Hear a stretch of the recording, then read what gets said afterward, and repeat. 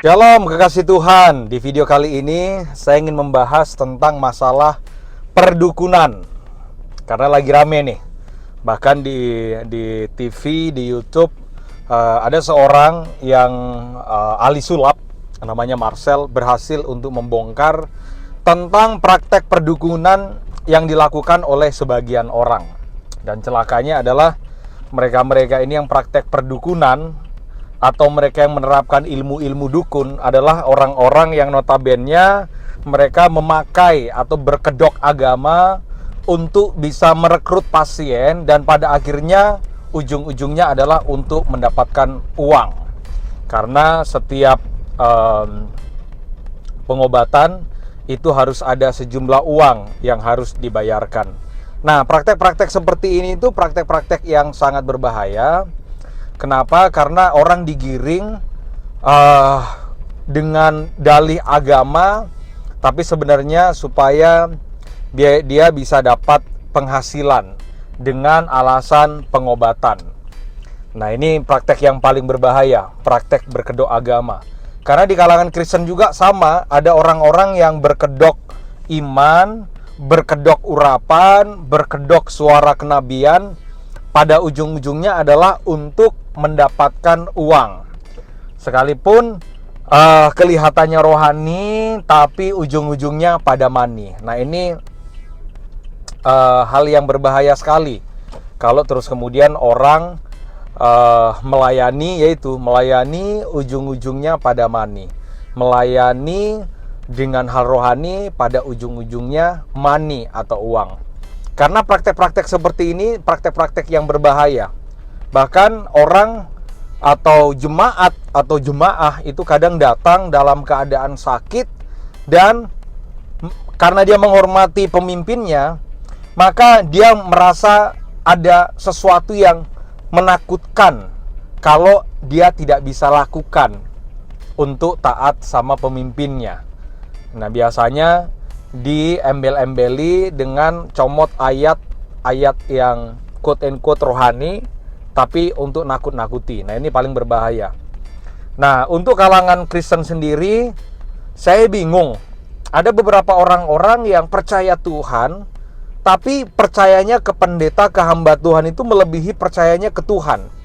Padahal imannya ke Tuhan.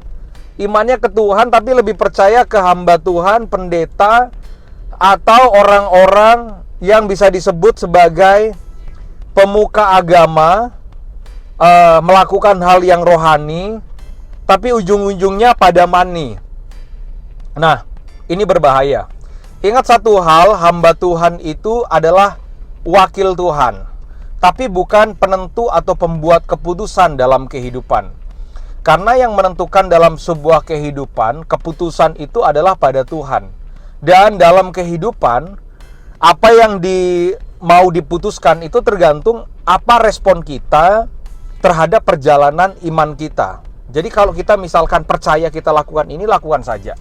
Nah, jangan sampai terus kemudian kita dibudak dengan orang-orang yang memakai embel-embel rohani, tapi membuat kita tidak dewasa, dan semua keputusannya itu tergantung dari mereka. Dan itu berbahaya. Pokoknya misalkan, ya kamu boleh nikah sama itu kalau Tuhan berkata iya sama saya, gitu kan. Ada orang-orang yang punya bapak rohani, urusan menikah keputusannya tergantung bapak rohaninya. Keputusannya tergantung pendetanya. Mau nikah tapi pendetanya yang tanya sama Tuhan.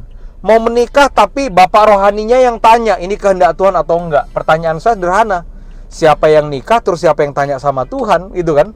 Nah, ada beberapa orang-orang yang seperti itu, bahkan hamba-hamba Tuhan yang seperti itu, mengajarkan jemaat atau orang-orang Kristen tidak dewasa, tidak bergantung kepada Tuhan, tapi bergantungnya sama mereka, gitu. Merasa bahwa usaha kayak nggak diberkati kalau pendetanya nggak berdoa. Rumah makan nggak diberkati kalau pendetanya nggak berdoa dulu.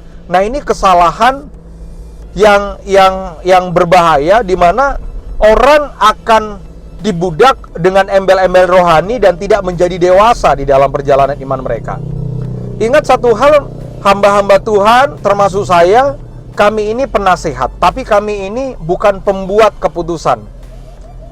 Karena kami sadar bahwa kami ini bukan Tuhan. Nah, harus ingat satu hal, hamba Tuhan itu bukan Tuhan. Hamba Tuhan itu adalah alat Tuhan, bukan Tuhan. Tapi seringkali hamba Tuhan mengambil porsi Tuhan, menentukan keputusan atas kehidupan jemaatnya. Makanya banyak jemaat yang memperlakukan hamba Tuhan itu ya kayak dukun gitu. Kayaknya usaha nggak mungkin bisa diberkati kalau nggak ada pendetanya yang berdoa.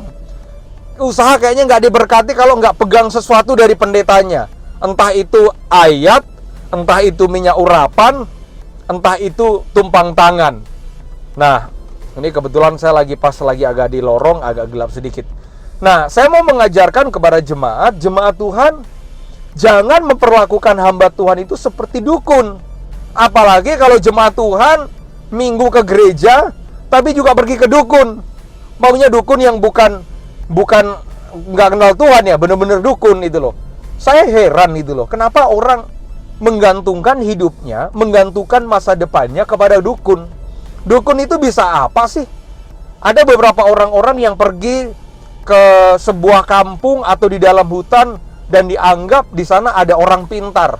Nah, pertanyaan saya sederhana, kepintaran apa yang dari mereka? Sampai seolah-olah kita bergantung kepada kepintaran mereka. Apa yang mereka sudah perbuat? Makanya banyak daripada kita percaya Tuhan, tapi gitu, kok kita percaya dengan orang-orang yang kita anggap punya ilmu kepintaran, ampun. Hidup itu sederhana. Kalau orang tanya kepada saya, Pak, apakah kuasa jahat itu tidak ada, ilmu-ilmu itu tidak ada, sihir, dukun-dukun yang memakai ilmu itu tidak ada? Ya ada gitu loh. Bahkan di Alkitab itu ahli-ahli tenun, orang-orang yang melibatkan kuasa-kuasa roh yang lain itu juga ada. Tapi pertanyaan saya sederhana, kenapa terus kemudian kita bergantung kepada mereka, sedangkan kita itu menamakan diri kita beriman? Kalau kita beriman, harusnya kita bergantung sama Tuhan, bukan bergantung kepada manusia. Ya masa hidup kita ditentukan hanya dengan sebatang kayu yang digoyang-goyang? Masa hidup kita ditentukan pada hari dan bulan? Makanya kadang kalau orang datang ke dukun, mau mendirikan rumah misalkan, atau mau buka restoran, atau mau menikah dia harus percaya bahwa bulan apa yang baik, tanggal apa yang baik. Seolah-olah kalau tanggal dan bulan yang lain itu tidak baik gitu loh. Padahal Tuhan menciptakan semua hari itu baik di mata Tuhan. Itu kalau kata Alkitab. Nah makanya kenapa kita harus percaya kepada mereka, manusia. Mereka itu manusia, bahkan dukun yang kita anggap sakti, mereka juga tidak berkuasa untuk bisa menyelamatkan hidup mereka loh. Buktinya apa? Dukun itu tidak berkuasa untuk menyelamatkan nyawa mereka. Dan semua yang dianggap orang-orang pintar, pada akhirnya mereka mati juga kok. Atas nyawanya mereka, atas hidupnya mereka sendiri aja, mereka nggak berkuasa. Terus kenapa mereka seolah-olah bisa berkuasa atas hidup orang lain, dan kemudian menjadi penentu keputusan atas hidup orang lain? Nah makanya coba kita berpikir yang waras, berpikir yang rasional. Kalau kita itu beriman, kita itu ke Tuhan, bukan ke mereka. Tuhan itu pencipta hidup kita. Tuhan itu pemberi nyawa, nafas kehidupan kita. Nah terus kenapa kita percaya dengan mengandalkan manusia? Makanya kenapa banyak orang itu abu-abu berimannya. Tuhan iya, tapi roh-roh yang lain, dukun juga iya. Ya saya kadang jadi ketawa ya. Apalagi dukun-dukun yang merasa dia bisa buat segala sesuatu, yang pada faktanya atas nyawanya sendiri aja nggak berkuasa gitu loh. Apalagi dukun-dukun yang disebut sebagai orang pintar.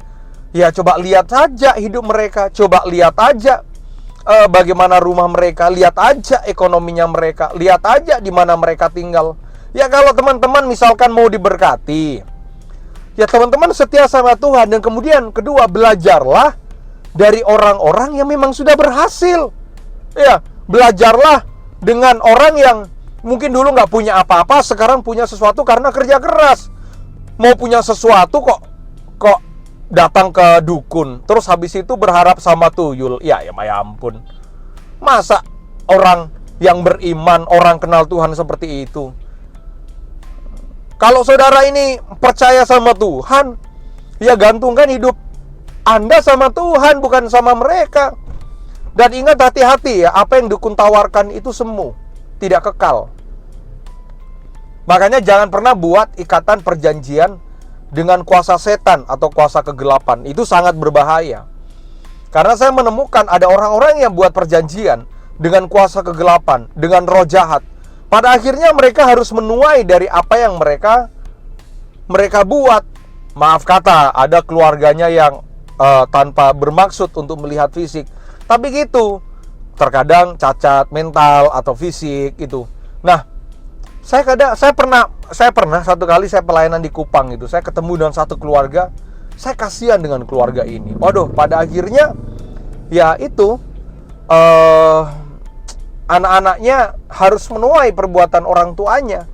Karena ternyata ada kesepakatan perjanjian yang dibuat sebelumnya, karena orang tuanya ingin kaya gitu loh. Orang tuanya ingin punya sesuatu, nggak mau kerja keras, pengennya enak. Jadi buat kesepakatan dengan kuasa kegelapan. Pada akhirnya ya hidupnya kasihan pada akhirnya. Akhirnya anak-anaknya harus menuai. Saudara yang dikasihi dalam nama Tuhan, kalau kita ini orang-orang yang benar-benar beriman, sungguh-sungguh sama Tuhan, tidak usah takut dalam kehidupan. Selagi kita mengandalkan Tuhan, kita kerja keras, pasti kita diberkati oleh Tuhan. Makanya jangan pernah datang atau bersepakat dengan mereka yang berhubungan dengan kuasa kegelapan. Karena selalu ada yang mereka inginkan, selalu ada yang mereka minta, selalu ada yang pada akhirnya dikorbankan. Ya, buat saya, kalau kita ini orang beriman percaya kepada Kristus, iman kita itu cuma kepada Tuhan. Dan saya tetap percaya kok, orang yang sungguh-sungguh dengan Tuhan hidupnya pasti diberkati. Jangan terlalu cepat melihat dan menginginkan sesuatu yang instan, apalagi melibatkan kuasa kegelapan. Kenapa? Karena tidak ada satupun yang dikerjakan oleh kuasa kegelapan yang tidak meminta korban. Bahasanya, yang tidak meminta tumbal. Waktu saya ke Kupang itu sudah berapa tahun yang lalu ya, mungkin sekitar 8 tahun yang lalu ya. Saya kasihan. Dari anak pertama dan anak terakhir, anak tengahnya yang oke. Tapi anak pertama dan terakhir itu sampai harus menuai dari perbuatan orang tuanya. Karena ada kesepakatan, perjanjian yang mereka buat dulunya dengan salah satu dukun di sana. Dan kemudian ketika saya ngobrol-ngobrol, kita bincang-bincang, saya kemudian nanya, karena memang dia minta didoakan. Kemudian saya tanya, dulu kenapa? Kemudian orang tuanya, papanya bercerita, dulu pernah buat kesepakatan, dan kemudian dia minta benda-benda pusaka, ajimat-ajimat yang dipakai. Dan akhirnya memang pada awalnya dia seperti melihat, waduh, dia mulai punya uang. Apa yang dikerjakan itu menghasilkan. Tapi itu nggak bertahan lama. Hanya sekitar mungkin 4-5 tahun. Pada akhirnya kemudian bangkrut dan kemudian harus menuai dari apa yang mereka buat, dari apa yang mereka lakukan. Makanya dukun-dukun yang mengatasnamakan apa ya buat saya ya, nggak ada sih Tuhan itu terus kemudian make a deal, mengiyakan kalau orang itu memakai namanya untuk sebuah praktek spiritual, dan orang itu menjadi dukun untuk menolong orang ya. Makanya buat saya, ayo anak-anak Tuhan, jangan mau bergantung dengan hal-hal yang seperti itu, karena itu sifatnya yang tidak kekal dan biasanya selalu ada korban atau bahasa saya tumbal yang akan diberikan. Atau kalau kita nggak bisa memberikan, pada akhirnya nanti akan diminta dan akan diambil daripada kita. Ayo sebagai anak Tuhan, percaya Tuhan, kerja keras kalau mau diberkati, dan belajar dari orang-orang yang sudah sukses.